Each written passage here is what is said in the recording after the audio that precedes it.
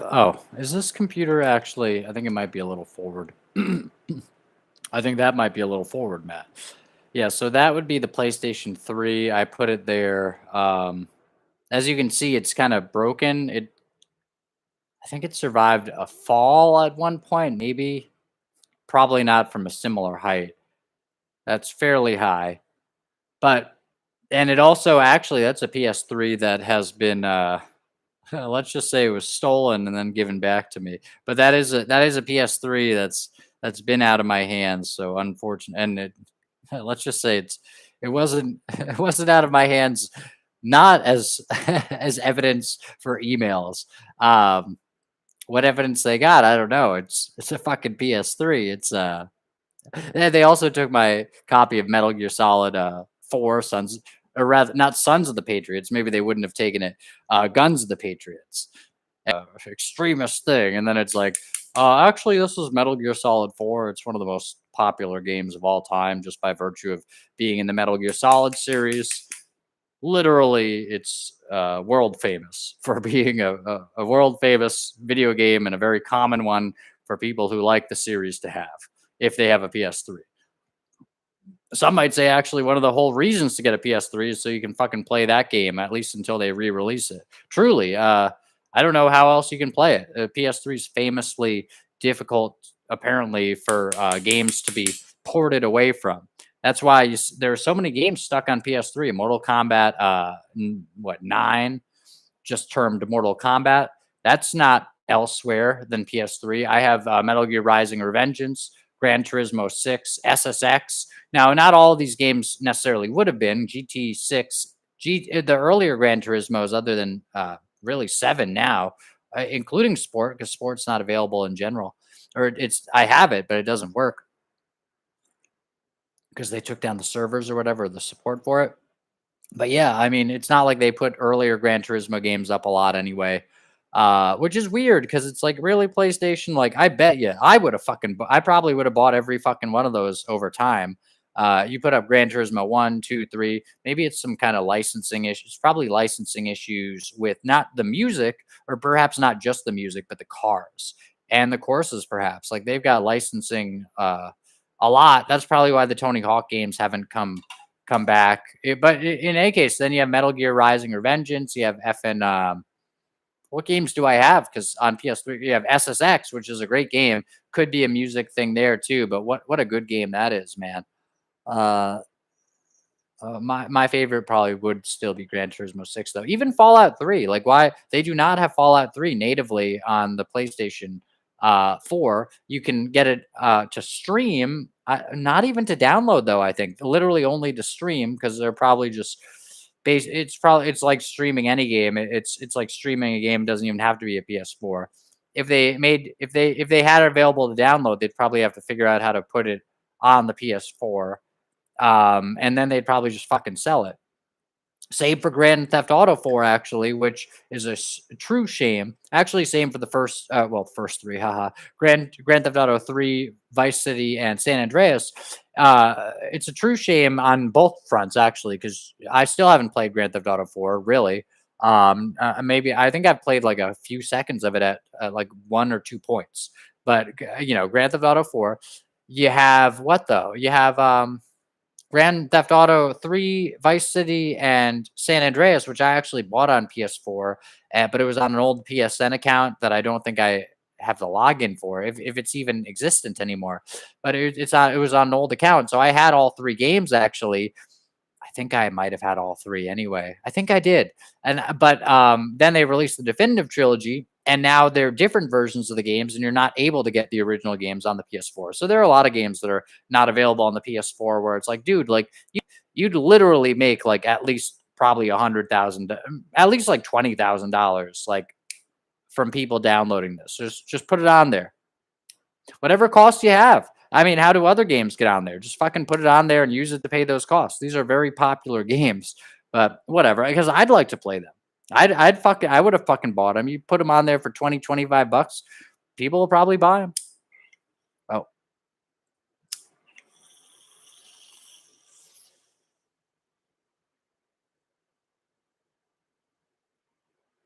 you know what? Hold on. Yeah, the title of the stream, Let Go. So basically, Let Go.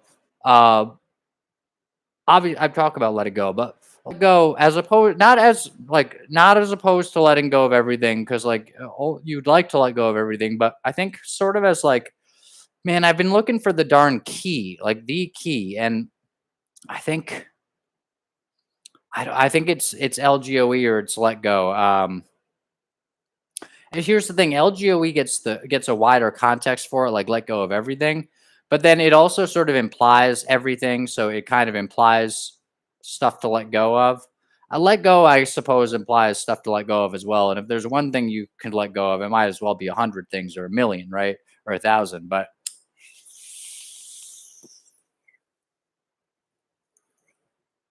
I think let go probably is more pure.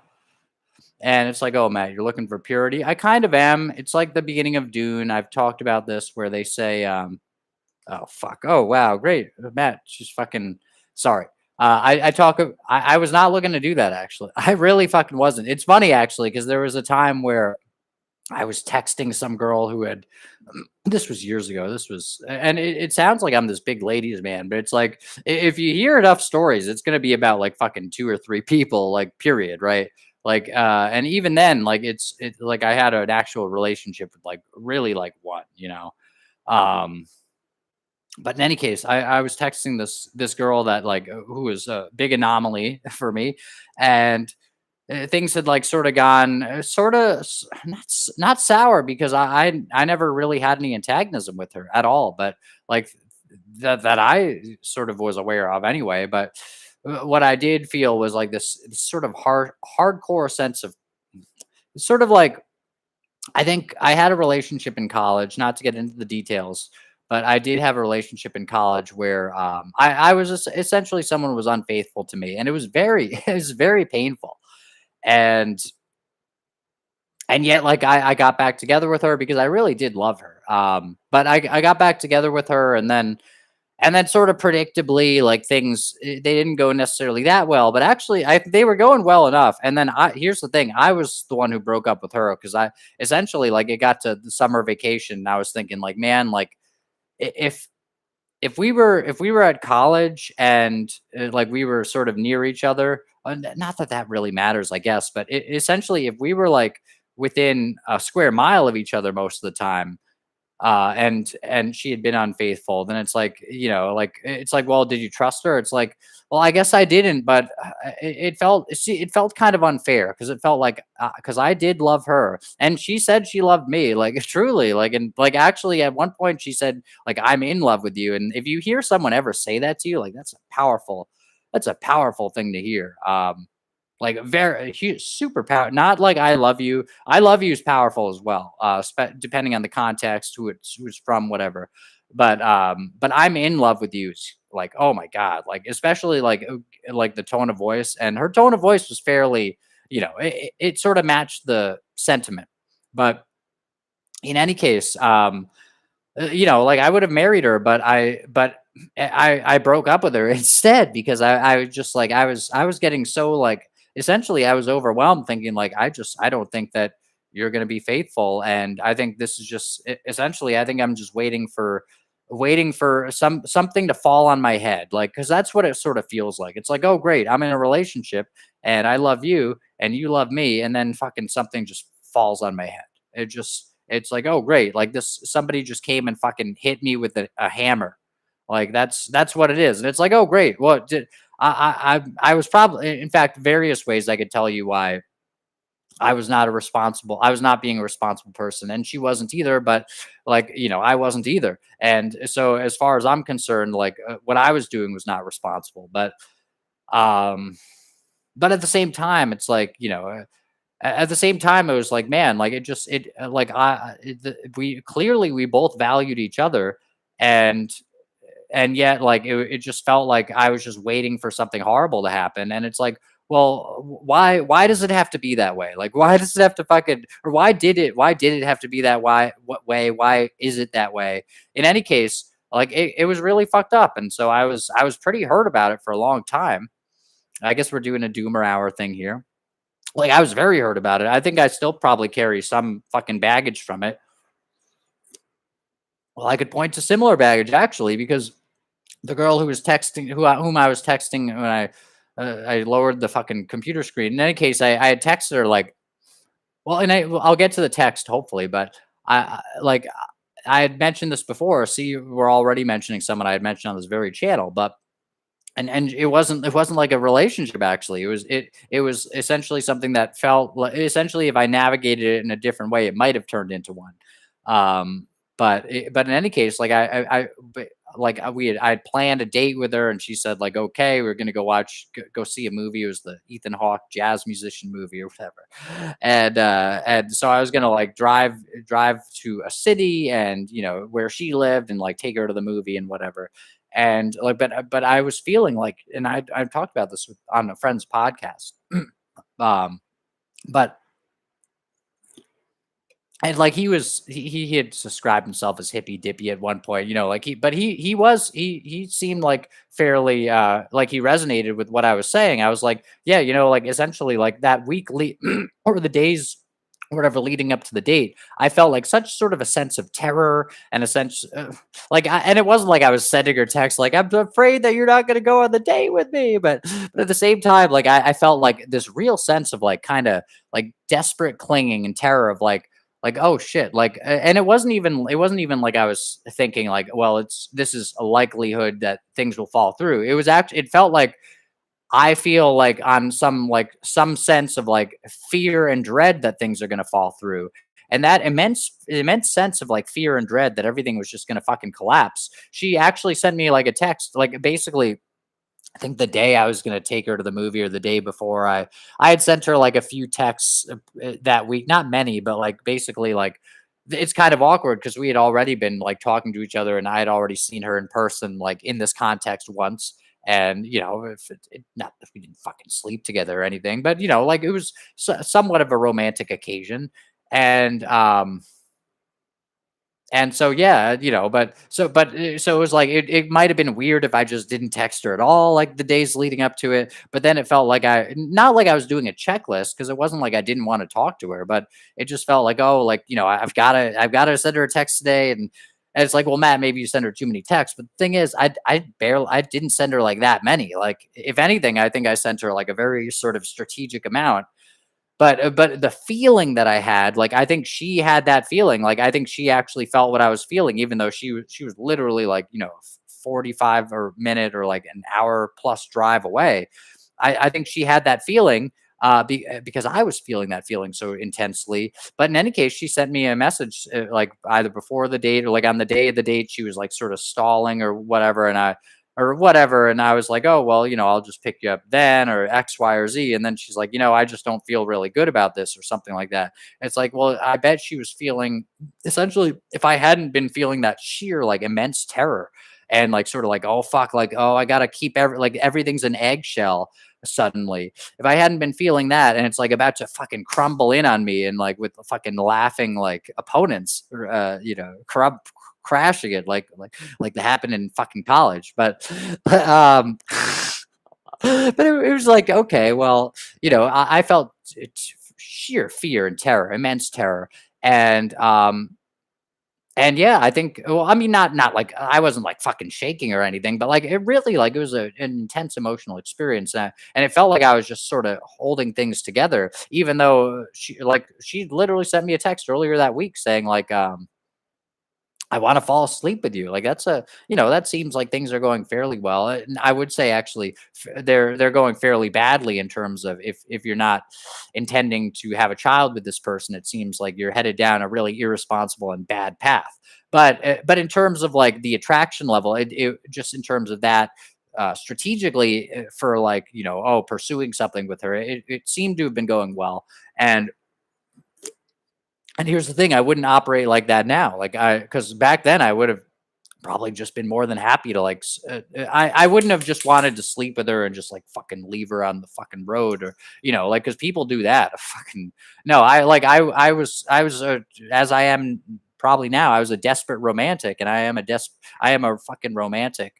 pretty much through and through. You see how much Elliott Smith I have in my car. The answer is all of it. It's all of it, except for like whatever gigantic like Radiohead type B-sides fucking collection that apparently there is, but like it's unavailable, and then you can buy like a copy of it for like $500 on eBay or something. Anyway, I love Elliott Smith. I loved Elliott Smith so much that my girlfriend in college, whom I had those experiences with otherwise, she said like it's probably not good. Elliott Smith probably isn't good for you or something to listen to. Like that's how much I loved That's how much of a fucking desperate romantic I am. It's like okay, but so it's not like I if here's the thing, like, if I had gotten together with her, I could have seen myself at least feeling, like, very attached, like, having a deep sense of, like, longing to stay with her and stuff, which might sound unattractive, and it's like, "Alright, well" but here's the thing, look back at what happened in college, and that sort of thing has been a little bit of a pattern, even going back to, like, the first girl I kissed, like, in fucking when I was, like, 12 years old or something, and then she ended up, like, kissing somebody else down the street, like, while I wasn't there. Like, she went to the park with,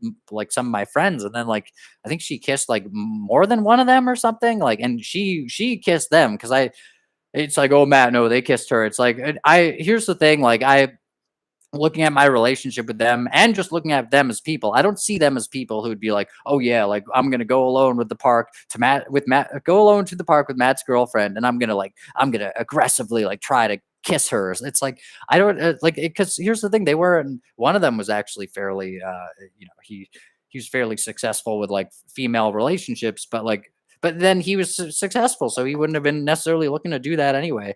But like, I think she like kissed like multiple of them, and then like, and that was like a horrific event for me. And like, that was like, I've just sort of had echoes of that, and that might have even been sort of trauma from like even earlier. May I don't know, maybe might have been like some of the basis for some trauma that I have, or maybe like the college one might have been sort of emotional echoes of that. Maybe that was emotional echoes of something else.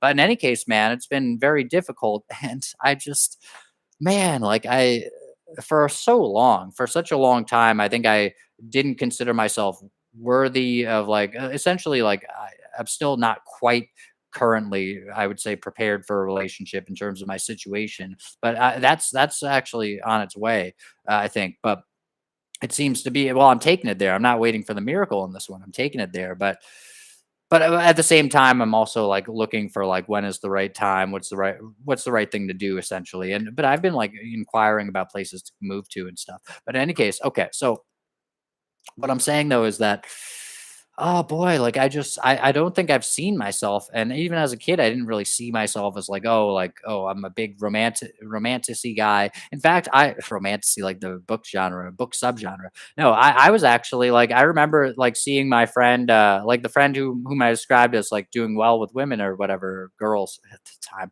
I remember seeing him and like, oh, he'd like have his like little girlfriends and like whatever, and like they'd have like it seemed like it was sort of cute things, and I could tell you I remember many I remember many of his girlfriends actually a lot of the time, like, they'd be people I sorta knew already, or it'd be people that, like, he met elsewhere, but then, like, she'd sorta become my friend, and, like, and she'd be hanging around all the time. It was really sorta nice, actually, is and plus then you're hanging out with a girl too, and it's like, "Oh, she's pretty good looking." It's like, "Yeah, like, this feels cool," but anyway, uh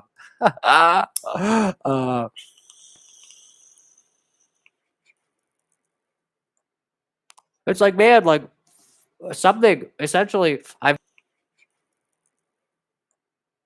it's like, man, like, something essentially I've been sort of repeating like an emotional pattern, and it's sort of repeated with this girl. And so what I'm saying though is ultimately like this is a way of saying like I don't think I don't think I was looking to sleep with her. Or rather, I don't think I was looking to just sleep with her and leave her, but I think I probably was looking to just sleep with her without like without actually thinking of it in terms of what it really is, or what nature would have it be, right? Just like eating or drinking or their functions. But hold on. And if you say, oh, functions, yeah, you're getting all really scientific about it or really like basic about it. It's like, yeah, well, it's baseline and that's what it is. And then people are surprised when like a baby is conceived, and it's like, well, yeah, that's what you were doing. Are you fucking kidding me? Like, that's what I did for a while. luckily for me and for like anybody whom I would have like damaged in the process. And perhaps I was, clearly it seems like there were sort of like emotional things for me, but like perhaps I was damaged in a similar way of like every time like a woman sleeps with somebody, they say that, it affects her in a way where it's harder for her to it's less could all be fucking fake, but it seemed I don't know. And then it's also chicken or the egg. It's like, well, was this person a person who wasn't really a relationship person kind of to begin with, or like they wouldn't have had a good relationship and that's why they had these bad ones and then they got divorced? Like it where they just was it gonna happen? But I don't think so. I really don't think so. I think that it is like a real damage and a destruction process that happens to women, not to mention the Nicki Minaj or whatever fucking Rihanna thing where it's like, "Come on, rude boy, boys, you big enough." And then and then she says, "Da da da da da. Can you get it up?" And it's like this is playing on the radio like at my job, and like I bet you it's at fucking school dances. She's literally saying, Is you big enough? As in, do you have a big enough penis? And then can you get it up? Can you get an erection? It's like this is a fucking mainstream pop song, and then girls are like, hopefully, some girls see through this shit, but a lot of girls probably like throughout their whole lives, really. Like I've seen older women dancing to this shit. It's like this is horrific. This is like, I guess I've thought about it. It might be similar enough to like metal, where you're listening to Amon Amarth, and they're like, "We came in for the kill, and we defeated the enemy," and it's like, oh, or in so many words it's like, okay, the masculine thing is fighting and the feminine thing, maybe her trade is sex on some level. And so the way she would get resources in a fucking sane society is she would be with somebody and they would have a child, and then that person would give her resources and she would take care of the child. And like, because she is biologically literally featured to feed a child. The children, as my memory goes, like they want their mother. The father is sort of more of a cold, distant figure. At least maybe that might just be a view into me, but not not like that extreme. But it's like, yeah, there's so many fucking things to say that a woman is actually sort of equipped to really like nurture the fucking next generation every time. But instead, the state nurtures the next generation. The woman loses her fucking chance to raise her children, and then she talks about being bored, and it's like, well, of course you might feel unfulfilled because you're not actually your role has been taken away from you.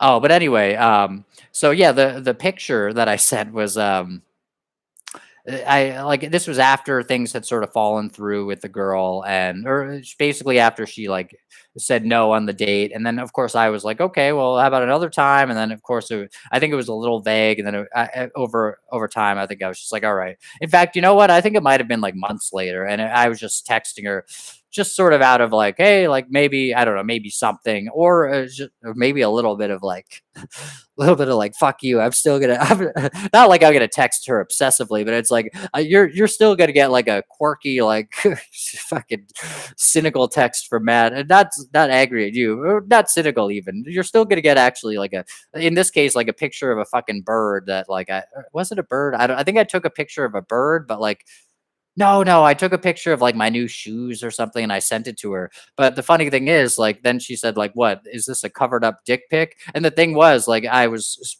aiming the camera down, and so my crotch was, like, right in the shot. And so it did look like I was essentially sending her, like, a dick pic, but, like, just, like, not naked. And I said, I think I said no. I hope I said no. It wasn't supposed to be, but, like, it was pretty funny description that she had of it.